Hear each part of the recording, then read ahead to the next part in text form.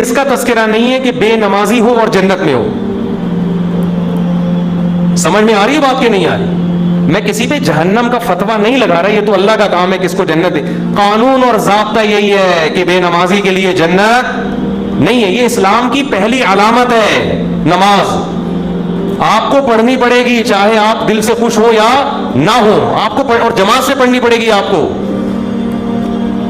تو یہ وہ حق کا راستہ ہے جس میں سب سے پہلے شیطان رکاوٹ ڈالتا ہے اور اس کے بعد آپ کا اپنا نفس, اور تیسرے نمبر پہ کلچر. ہر حق میں 3 رکاوٹیں کھڑی ہوتی ہیں. تو نماز بھی حق کا راستہ ہے یا نہیں ہے؟ اللہ کہتے ہیں میں نے پیدا کیا, میں صبح شام رزق دیتا ہوں, تو میرے در پہ آ کے حاضری کیوں نہیں دیتے؟ اور ہر دفعہ اعلان کروایا جا رہا ہے حی علی الصلاۃ, حی علی الصلاۃ. کسی حکم میں ایسی اناؤنسمنٹ دیکھو, رمضان کا اعلان ہلال کمیٹی کی طرف سے ہوتا ہے, خدا کی طرف سے بولو نہیں ہوتا. اللہ نے کوئی ورڈنگ نہیں بتائی کہ یہ نہ نہ. زکوٰۃ کا اعلان کسی کی طرف سے بھی نہیں ہوتا. اسٹیٹ بینک ایک اناؤنسمنٹ کر دیتا ہے کہ چاندی اتنے روپے تولے اور فرسٹ رمضان کو زکوٰۃ کٹ جائے گی. اللہ کی طرف سے اناؤنسمنٹ کا کوئی انتظام بولو نا یار نہیں ہے. ماں باپ کے حقوق, ان کے ساتھ حسن سلوک فرض ہے, لیکن اللہ کی طرف سے کوئی یاد دہانی مسلسل قرآن میں اللہ نے لکھ دیا, بس الگ سے اناؤنسمنٹ نہیں ہے. حج کی الگ سے اناؤنسمنٹ ہے کوئی؟ اللہ کی طرف سے. نماز واحد حکم ہے. فجر میں اللہ نے مؤذن کو کہا کہ اعلان بھی کرو زور سے, اونچی آواز سے, اور ورڈنگ بھی تمہاری نہیں ہوگی. جو الفاظ میں بتاؤں گا ان الفاظ میں لوگوں کو بلانا ہے. ایسا نہ ہو تم اپنے الفاظ میں کہو, لوگ اس کو تمہاری دعوت سمجھیں گے, لوگ مولوی صاحب کا بیان سمجھیں گے اس کو. لوگ کہیں گے مولوی صاحب نصیحت کر رہے ہیں. اگر اللہ مؤذن کو اجازت دیتے تھے بھائی لاؤڈ اسپیکر پہ کھڑے ہو کر لوگوں کو یاد دہانی کراؤ اخفل طریقے سے کہ لوگوں نماز کے لیے آ جاؤ, لوگ اس کو اللہ کا بیان سمجھتے یا مؤذن کا؟ کہتے یار یہ اپنا ہے. اللہ نے کہا نا نا نا نا نا, جو الفاظ میں نے بتائے ہیں ان میں ایک لفظ بھی دائیں بائیں 4 دفعہ اللہ اکبر کہنا ہے, 5 دفعہ نہیں, 3 دفعہ نہیں, اللہ اکبر ہی کہنا ہے. اللہ کبیر نہیں کہنا, اللہ اعظم نہیں کہنا, اشہد ان لا الہ الا اللہ کہنا ہے. اب لا الہ الا اللہ کے بعد کوئی محمد رسول اللہ لگا سکتا ہے؟ نہ نہ, جو ورڈنگ میری ہے وہ, پھر اشہد ان محمد رسول اللہ, پھر حی علی الصلاۃ, یہ بھی 2 دفعہ کہنا ہے. 3 دفعہ کہنے کی بھی اجازت نہیں, 1 دفعہ کہنے کی بھی اجازت نہیں. پھر حی علی الفلاح. اب مؤذن کہ حی علی الفلاح آج میں پہلے کر دیتا ہوں, حی علی الصلاۃ آج میں بولو بعد میں. نہ نہ, اللہ نے کہا تیرا کام ہے, تو میری طرف سے متعین ہے, یہ اناؤنسمنٹ میری طرف سے ہوگی. کیوں؟ اللہ ایک ایک بات اس لیے تاکہ اللہ کی حجت اس کے بندوں پہ تمام ہو جائے. کل قیامت میں کوئی یہ نہ کہہ سکے اے اللہ نماز میری سمجھ میں نہیں آ رہی تھی. اللہ کہے گا 5 دفعہ تیرے کان میں نے اپنی کبریائی ڈلوائی اور وہ ورڈنگ تو اس کو بھول گیا تھا, یہ کیسے ہو سکتا ہے؟ تو میرے بھائی چھوٹا حکم نہیں ہے, چھوٹا حکم نہیں ہے. ایمان اور کفر کا مسئلہ یہ ابھی سے عزم کرو, ابھی سے پابند. اگر سستی ہو رہی ہے سستی کا علاج کرو. آج موٹیویشنل اسپیکر آپ کو بتا رہے ہیں سستی کا علاج کیا ہے. وہ آپ کو پیسہ کمانے میں جو سستی ہو رہی ہے نا اس کا علاج بتا رہے ہیں. آپ سارا دن سوتے پڑے رہو, مر جاؤ گے بھوک سے, زیادہ زیادہ یہی ہوگا, کم نقصان ہوگا آپ کا. لیکن قیامت کے دن جو اللہ سب سے پہلے آپ سے پوچھے گا وہ کیا پوچھے گا؟ وہ نماز کا پوچھے گا کہ میں نے پیدا کیا تھا اور میں نے بار بار پیدا ہوتے ہی کان میں اذان دلوا دی, پیدا ہوتے ہی. اس کو ہلکا سمجھنا شروع کر. خواتین جا رہی ہیں شاپنگ کرنے, نماز گول. سفر پہ جا رہے ہیں, نماز گول. تو سفر میں ہی تو پتا چلتا ہے نماز کا, شاپنگ کے دوران ہی تو پتا چلتا ہے نماز کا. تو آج سے عزم کرو میرے بھائی. اور میں ایک نسخہ بتا دوں, جس نے فجر کی نماز جماعت سے پڑھ لی, اس کا مطلب باقی نمازیں بھی کیسے پڑھتا ہے وہ؟ جماعت سے پڑھے. فجر پڑھ لی نا, اس کا مطلب باقی نہیں چھوڑے گا. پھر فجر کو فوکس کر لو. اور جی ہاں, فجر میں تو اللہ نے ایک اور الفاظ اضافہ کروا دی نا, الصلاۃ خیر من النوم. کتنے پیارے الفاظ ہیں, کتنی میٹھی نیند سو رہا ہوتا ہے. اللہ نے بتا دیا. دیکھو اللہ میاں نے بھی کیسا کام کیا. مؤذن کو بولا بولنا ہے, گھر میں لٹ لے کے نہیں پہنچا. ہم اگر کسی کو سمجھائیں, ایک دفعہ سمجھائیں گے آ جا نماز کے لیے, دوسری دفعہ سمجھیں, تیسری دفعہ غصہ آئے گا نا, جا کے تھپڑ لگا دیں گے. ابے میں تجھے سمجھا رہا ہوں, تیری کھوپڑی میں بات آ نہیں رہی ہے. یا آپ بیگم کو ایک بات سمجھا رہے ہو, بیگم چائے میں تھوڑا چینی کم ڈالا کرو, تم ویسے اتنا میٹھا بولتی ہو کہ چائے میں میٹھے کی ضرورت نہیں ہے. پھر وہ چینی زیادہ ڈال رہی ہے, پھر چینی زیادہ, پھر آدمی کو غصہ آتا ہے نا.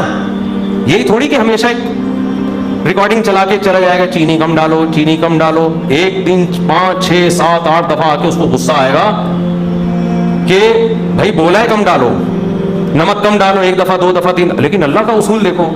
अल्लाह ने कहा मुअज्जिन से फजर में ऐलान कर देना, हय्या अलस सलाह हय्या अलल फलाह अस्सलातु खैरुम मिनन नौम, नमाज नींद से बेहतर है। बस बता देना, घर में डंडा लेके नहीं पहुंचना, ना सोने तो जो पड़ा हुआ है।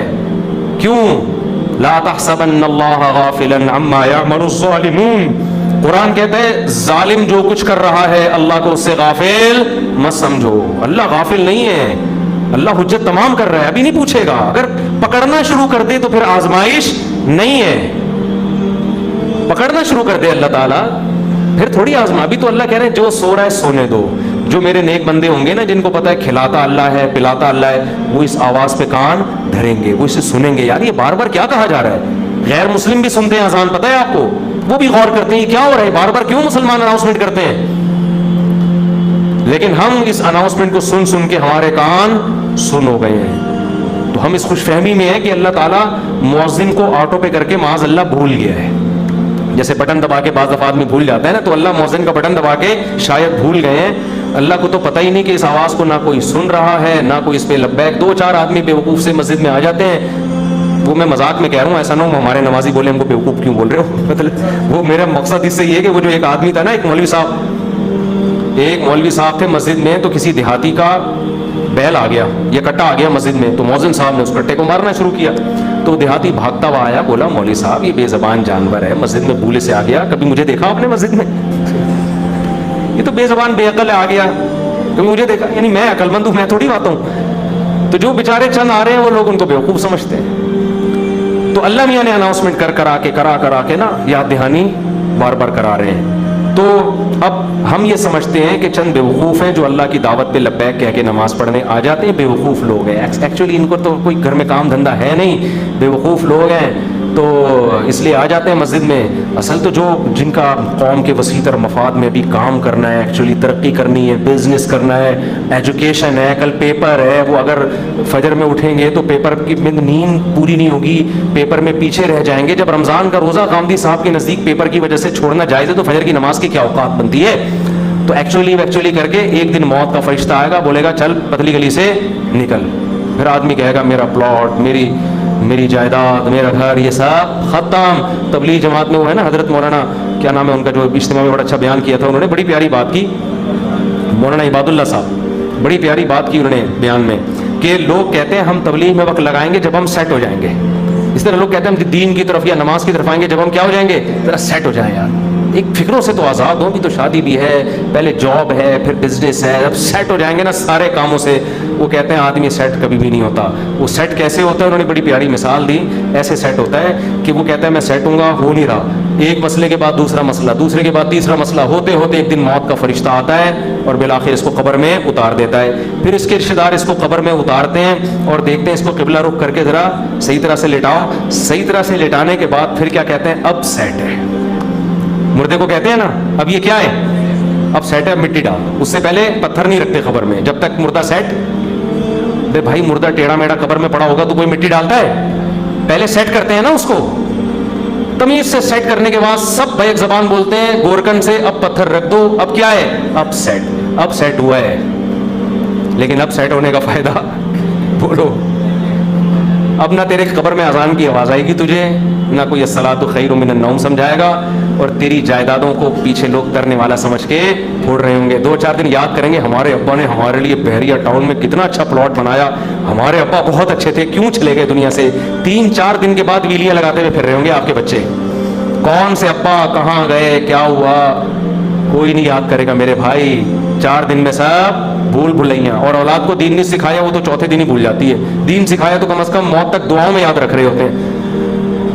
तो इसलिए इंसान का बच्चा वही है मेरे भाई जो अंग्रेजों से धोखे में ना हो, ये लिबरल लोगों से धोखे में ना हो। एक मोटिवेशनल स्पीकर की मैं तकरीर सुन रहा था अभी, कभी कभार मैं सुनता नहीं इनकी तकरीरें, क्लिप सामने आ जाते हैं ना, शॉर्ट क्लिप आजकल 1-2 मिनट के आ रहे हैं, तो मेरे सामने क्लिप आ गया, उसने तकरीर में कहा कि खुदा जो है ना, खुदा ये हमारा बिलीव है, ये कोई रियलिटी नहीं है। रियलिटी वो होती है जो साइंस साबित करे, साइंस तो खुदा को साबित नहीं करती। तो रियलिटी पे चलो, अपने बिलीफ पे मत चलो। मैंने कहा ये इसके जवाबात तो मैं फिर कभी बाद में दूंगा, ये फजूल बकवास जो की है, क्या मतलब है इसका, इसमें कितनी सुकुम है, कितनी ऐब है इस तकरीर में। लेकिन मैंने कहा मरेगा तो ये सारा तेरा जो तकब्बुर है ना, جس نے بنایا ہے وہ پوچھے گا کہ تیرا بلیف مجھ پہ تھا کیوں نہیں.